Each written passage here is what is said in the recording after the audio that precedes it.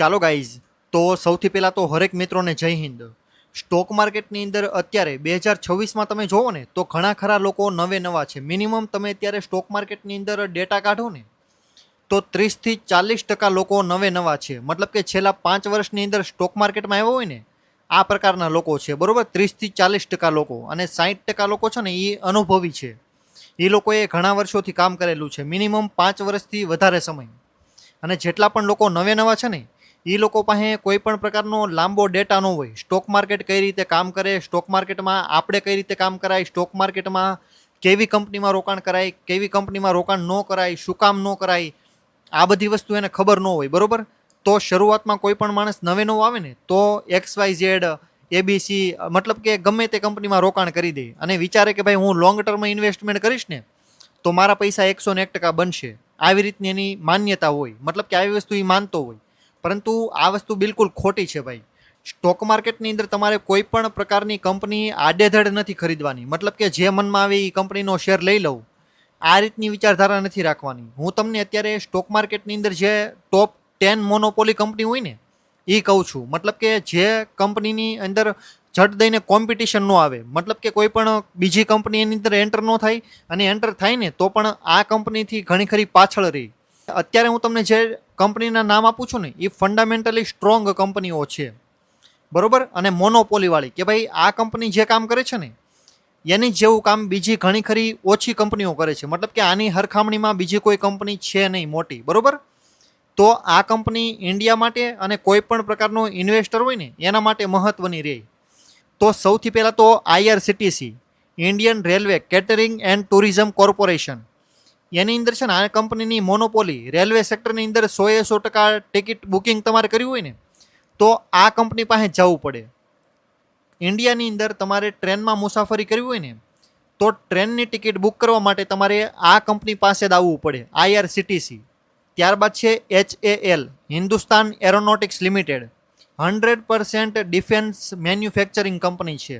મતલબ કે ઇન્ડિયાને જો હથિયાર બનાવવાની જરૂર પડે અથવા તો હથિયારની જરૂર પડે ને એનું વિકાસ કરવાનું કામ છે કે ભાઈ આ કંપની હથિયાર બનાવે છે ઇન્ડિયા માટે, અને ઇન્ડિયાના બની જાય ને ત્યારબાદ બીજા દેશોને એક્સપોર્ટ માટેના હથિયાર બનાવે કે ભાઈ બીજા દેશો જે ઇન્ડિયા કરતાં પણ પાછળ હોય ને એ દેશોને હથિયાર વેચવાનું કંપની કામ કરે છે, ઓકે.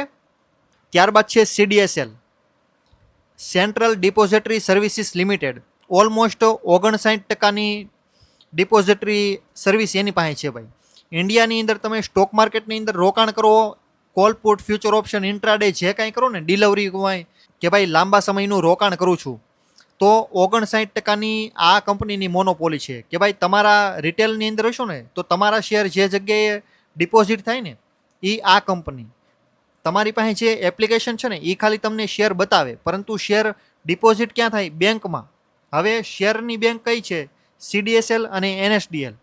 CDSL મતલબ કે સેન્ટ્રલ ડિપોઝિટરી સર્વિસીસ લિમિટેડ, અને NSDL એટલે national depository Services limited, okay. હવે આ બે કંપનીમાંથી છે ને CDSL પાસે 59%ની મોનોપોલી છે. ત્યારબાદ છે કોલ ઇન્ડિયા. આપણા દેશની અંદર કોલનું પ્રોડક્શન કરવાનું હોય ને એમાં 82%ની મોનોપોલી આ કંપનીની છે, કોલ ઇન્ડિયાની. ત્યારબાદ છે નેસ્લે ઇન્ડિયા, ઓલમોસ્ટ 96.5%. આપણે જે બાળકો હોય નાના, બરોબર, આપણા દેશની અંદર તો મોસ્ટ ઓફલી જે બાળકો માટેનું પોષણ માટેનો જે કાંઈ ખોરાક હોય ને કોઈ પણ પ્રકારની પ્રોડક્ટ એમાં 96% માર્કેટ શેર આ કંપનીનો છે.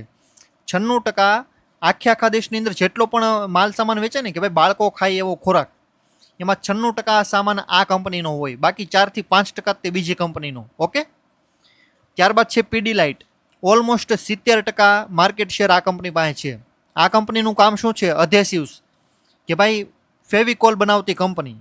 એક પ્રકારે ફેવિકોલ છે ને બ્રાન્ડ, એ આ કંપનીની પ્રોડક્ટ છે, પીડીલાઇટ કંપનીની. અને આની અંદર એનું 70% માર્કેટ શેર છે. આખા માર્કેટમાં કોઈ પણ પ્રોડક્ટ તમે ગોતો ને તો 70% પ્રોડક્ટ આ કંપનીની નીકળશે. Praj industry, almost 60%નું market share આ કંપની પાસે છે. આ કંપની કામ શું કરે છે? ઇથેનોલ. અત્યારે આપણા દેશની અંદર જે પેટ્રોલમાં ઇથેનોલ મિક્સ થાય ને એ વસ્તુ બનાવે છે આ કંપની. તો તમને ખબર છે કે ભાઈ આ કંપનીનું ભવિષ્ય કેવું રહી શકે. પરંતુ કોઈ પણ કંપનીમાં રોકાણ કરો ને તો એટલીસ્ટ એકવાર તમારું ફંડામેન્ટલ એનાલિસિસ કરી લેજો, ત્યારબાદ તમે રોકાણ કરજો, ઓકે. કોઈ પણ પ્રકારની ટિપ્સ અથવા તો એડવાઇસ નથી. This video is only for education purpose, nothing any other purpose. Okay, તો મહેરબાની કરીને માત્ર શીખવા ખાતર તે આ વિડીયો બનાવેલો છે.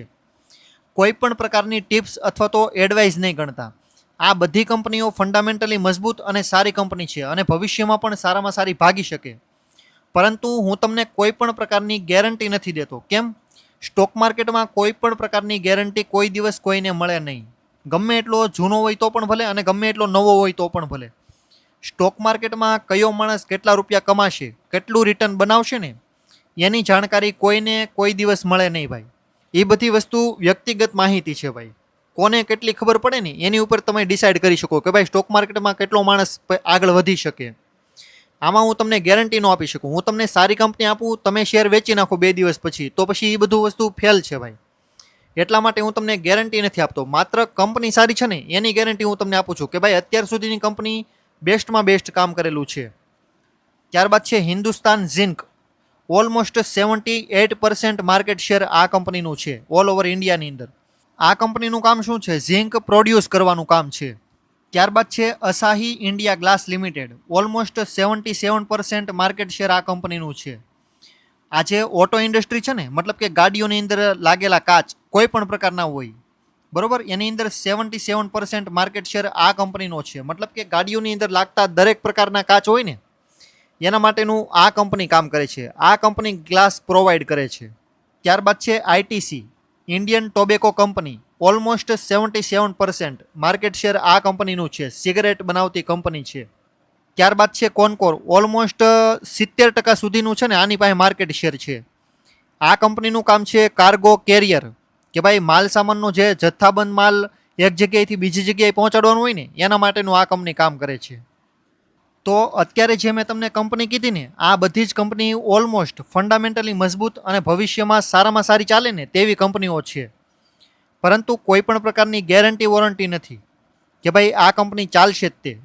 કાલે ઉઠીને કાંઈ પણ થઈ શકે. એટલા માટે કોઈ માણસ કહી ન શકે કે ભાઈ આ કંપની સારામાં સારું ગ્રોથ કરશે. પરંતુ અત્યાર સુધીની સારામાં સારી કંપની હોય ને તો આવડી આ બધી કંપની ફંડામેન્ટલી મજબૂત અને આના બિઝનેસ પણ ઓલમોસ્ટ સ્ટ્રોંગ છે. તો જો તમને વિડીયો ગમ્યો હોય ને તો બીજા લોકોને શેર કરજો, વિડીયોને લાઇક કરજો અને હાઈપ પણ આપી દેજો, જેથી કરીને મને પણ મોટિવેશન મળે અને આવી જ રીતે નવા વિડીયો લાવતો રહું. Thank you so much for watching this videos.